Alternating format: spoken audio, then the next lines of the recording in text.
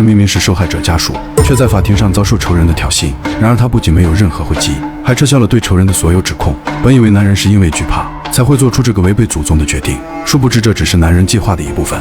由于在开庭之前，律师就已经明确告诉自己，案发现场是唯一没有监控的加油站，并且没有找到杀人犯的凶器。虽然男人只认出杀死儿子的凶手，但由于他是唯一的一个目击证人，甚至还是受害者的直系亲属，对方辩护律师就会借此大做文章，将整个案件逆风翻盘。与其冒险打一场没把握的官司，还不如择优而选，提前与杀人犯做好认罪协议，让他蹲坐5年大牢。假如非要追加犯人刑期，陪审团也会因囚犯受人教唆而同情。这时男人才知道自己儿子无辜被人杀害，竟是嫌犯的入会考核，而不是真正意义的杀人抢劫。显然男人接受不了这个事实，更不能接受自己国家的司法机关对凶手做出这样的轻率判决。如今法律不能伸张正义，那男人就用自己的方式为无辜冤死的儿子报仇雪恨。于是在法庭上，男人突然改变证词，表示自己因当时的光线昏暗，并没有真正看清凶手的脸。就此法官因证据不足，当庭释放了这个杀人犯，随后与仇人一同犯案的混混来接他，并在法院门口疯狂叫嚣，仿佛法律的漏洞就是他们的保护伞。而这一切疯狂的举动都被远处的男人深深印记。等混混们准备驾车离开，他也启动引擎，悄悄跟在后面。很快他们到达公寓楼下，下车后老大还不断鼓励仇人，还给他安排了一个女孩。殊不知这一切男人尽收眼底，同时也确定了仇人的位置。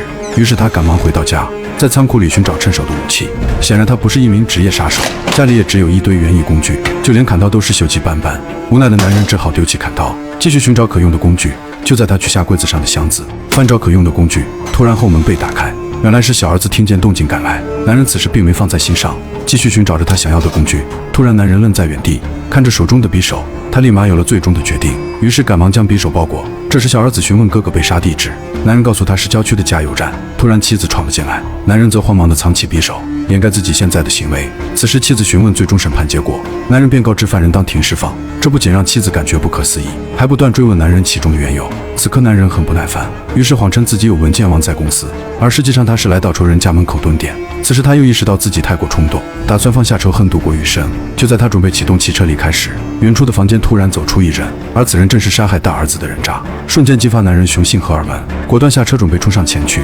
这时一个女孩准备出门，便向着他的方向瞟了一眼，等确定女孩彻底离开，他再次悄悄来到仇人身后，趁着仇人刚转身，他便果断地掐住仇人脖子，不断对他进行攻击，最终被仇人推进房间，口袋的匕首也随之掉落。仇人见状立马爬起身来抢夺匕首，男人也随之扑上前去，使尽全身力气不断捶打仇人。然而一声刺刀的响声，男人这才知道已经无力回天，因为匕首不知何时刺向仇人。眼看仇人慢慢窒息身亡，男人只好拔出匕首，慌忙地离开行凶现场。随后开车来到郊外，拿起匕首擦拭刀疤的指纹，赶紧下车将其丢入河中。回到家后的男人强装镇定，看着眼前狼狈不堪的丈夫，妻子则不断询问情况，男人却谎称右手不小心划伤。此时小儿子已经看出端倪，并且没有立马揭发父亲的行为。随后男人洗澡时看着手中的伤口，再也无法控制内心情绪，缓缓低下身子开始放声哭泣。妻子见状赶忙上前安慰，积压已久的愤怒彻底得到宣泄。殊不知如此扭曲的正义又将给男人带来什么样的后果。第二天男人照常回公司上班，而女警官的突然出现让他不知所措。此时女警官告知男人，刺杀大儿子的凶手昨晚被人杀害，而男人显得十分镇定，还询问是不是仇家所杀。显然紧张的右手出卖了他。同时女警官也注意到这细微的反应，但也不能就此确认眼前的男人就是谋杀仇人的凶手。而另一边的混混得知好兄弟被杀，进去卑微其简单哀悼。突然老大跑来呵斥混混，还表示在座的都不如被杀的兄弟，因为死的正是老大比利的亲弟弟。为此比利决定掘地三尺，也要将刺杀弟弟的凶手找出。由于当时的小妹亲眼见过凶手，这也让比利查出男人底细，最终决定到男人公司附近埋伏，试图干掉男人为弟弟报仇。就在小弟准备发动偷袭时，男人却在旁边玻璃上发现异常，果断用公文箱打翻混混。眼看小弟偷袭不成，对面的同伙快速过来支援，比利则掏出手枪射击。眼看现场乱成一团，男人火速跑进旁边的小巷子躲避，同时混混们也紧随其后。慌忙中的男人赶忙丢掉公文箱，一个劲地往前奔跑，而一群混混却不停地追赶。正当他跑进停车场后，发现汽车警报可以混淆视听，于是将其他几辆汽车弄响，用来掩盖自己逃跑的脚步声。男人则不断上楼寻找自己的爱车，然而混混们也不含糊，他们不仅一部分沿路往上，还有一部分则走楼梯寻找。此刻男人拖着疲惫的脚步来到楼顶，因为自己的车就停在这里，还不等他找到爱车，一名混混就爬上了楼顶。男人赶忙躲下身子，通过彻底查看混混情况，混混也极力找到他的行踪。然而男人却爬上栏杆，一直躲在混混身后，随即利用开锁键引开混混注意，从他的身后来个突袭。显然混混被男人彻底压制，但这根本还不够，于是爬起身来跑向爱车，从里面拿出可用的工具，不断还击，揍得小混混不知所措。可混混怎能就此屈服？在激烈的打斗中敲碎了旁边的车窗，男人却慌忙拔出门锁插销，打开门将混混的头塞入车内，然后用车门不断挤压。这时混混捡起掉落的手枪，对着男人不断射击，直到打完所有子弹，他便跑进车内掐住男人脖子。挣扎中，男人将车挂入空档位，小车镜顺着斜坡不断下滑。打斗中，男人竟踹破了挡风玻璃，然后用安全带捆住混混。在汽车将要滑向栏杆之前，他快速爬出车外一跃，最终死里逃生。此刻他根本没时间喘息，赶忙开着爱车驶出停车场，这让比利气愤至极，无奈只能先离开这是非之地。逃过一劫的男人惊慌失措，他根本没想到事情会如此严峻。这时妻子突然打来电话，表示小儿子不知行踪。男人找了一天才找到小儿子，原来他因为思念哥哥，才来到哥哥被杀的加油站。显然此事给整个家庭造成太大阴影。第二天，一名黑人闯进男人公司，并叫嚣着要找男人。男人一看就知道是昨天的混混。突然，黑人递给他一个包裹，并告诉男人这是他的礼物。很快，黑人就被保安押送出门。此时，男人赶忙打开包裹，里面正是昨天丢弃的公文箱。就在他紧张地打开箱子时，里面掉出一张全家的合照。显然，混混要赶尽杀绝。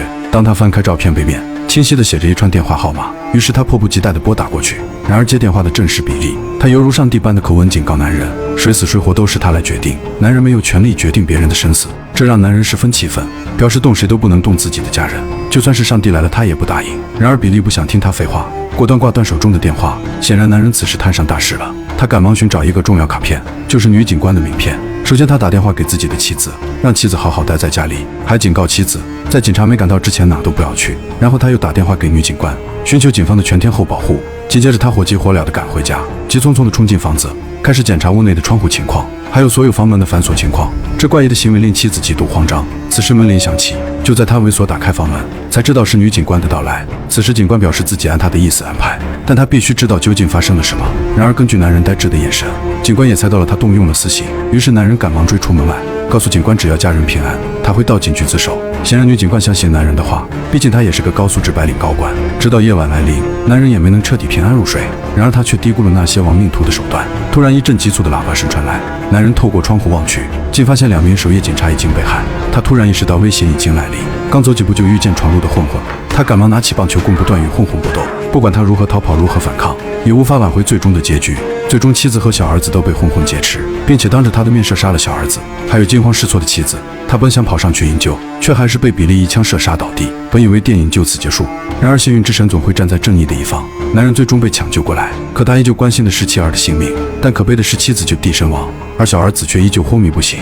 医生告诉男人，小儿子即使醒来也可能是植物人。男人缓缓走到病床前，双手握住小儿子的手，忏悔着自己不该感情用事，但如今说什么都已经晚了。他只想小儿子能赶紧醒来，不让自己再留下任何遗憾。最终他俯下身子，给了小儿子一个深情的吻。等做完这一切，他的眼神开始无比坚定，似乎已经做了个最终的决定。过了许久，女警观察看病房时，发现男人已经悄然离开，而此时的小儿子则有了反应，甚至连手指也在蠕动。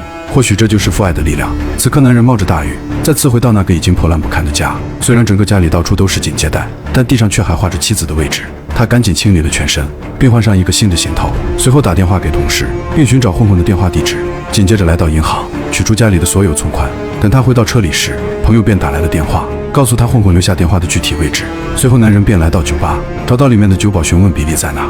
眼看酒保不想搭理，他便掏出一沓现金。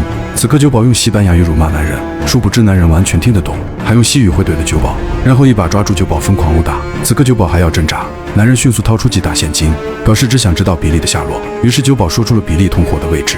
正当男人准备离开时，突然又转头询问哪里可以购买大量枪支。随即男人直接找到黑枪贩子，并打开背包里面的现金。贩子立马感觉大生意来了，赶忙跑去打开保险柜，展示自己所有的枪支弹药。此刻贩子不断介绍着自己的枪，显然男人对枪一点也不懂，但还是装着似懂非懂的样子。最终他掏出3沓现金，还表示桌上的枪他全部都要了，这让老板很是开心，同时还送给了他枪支的使用说明书。随后老板亲自为他打包，等把所有枪都装好后，男人便要准备离开。突然手枪上膛的声音传来，原来老板知道男人要去洒水，还表示比利就是自己的儿子。男人肯定地告诉老板，然而老板却并没有反对，还非常支持男人的做法，因为在老板的眼里，儿子比利属实快到了极点。最终男人再次回到家的仓库，摆弄着新买的武器。通过说明书内的讲解，他很快就熟悉了枪支的使用方法。为了方便行动，他摘下头上的纱布，然后残忍地剃掉所有头发，用纱布重新捆绑自己的伤口，最后穿上大儿子最喜欢的皮夹克，开始自己的复仇计划。随后，男人开车来到比利同伴的老巢，径直走向前方的房门，本想着用手轻轻敲门，但他想想不该用礼貌的方式开局，果断开枪闯入。还不等他站稳，里面的混混这才发现男人竟然没有死。眼看混混就想拿枪反击，男人立马对准桌子开上一枪。还不等混混反应，他便更换手枪指着混混，逼他说出比利的老巢，甚至让混混打电话给比利，表示自己要找他寻仇。刚开始比利还以为混混在开玩笑，但听到最后的一声枪响，他彻底慌了，立马收拾包袱准备走人。然而一辆大奔停在他的跟前，原来是比利的父亲赶来，他是来教训自己的儿子闯祸，还要他这个老爸来给他收拾残局，这让比利很是气愤，一枪便结束了自己老爸的生命。殊不知男人已经提前赶到老巢，并快速启动汽车加快油门闯入，还不等比利的小弟反应，就已经把车撞成两半。紧接着他拿枪下车，径直走进比利的老巢内，立即对着冲来的混混开枪，打得几人措手不及。这时比利也赶回了老巢，男人此时已经彻底杀疯，不管是谁他就是直接开枪，完全不顾谁是谁非，毕竟在歹徒面前早晚都是个死。最后他换成灵活的手枪，却被赶来的比利偷袭，最终两人面对面的互射，但还是被另一个混混击中颈部。等他彻底解决混混后，精疲力尽地坐在旁边的凳子上，比利则用左手不断开枪，直到打光子弹也没有击中男人。最后比利也艰难地坐在男人身边，本以为战斗结束，然而男人却掏出最后一把手枪。等他做完这一切，他再次抱着脖子回到家，打开电视看着家人的录影带。此时女警官赶来，她告诉男人小儿子醒了。最终男人露出久违的微笑，咽下生命中的最后一口气。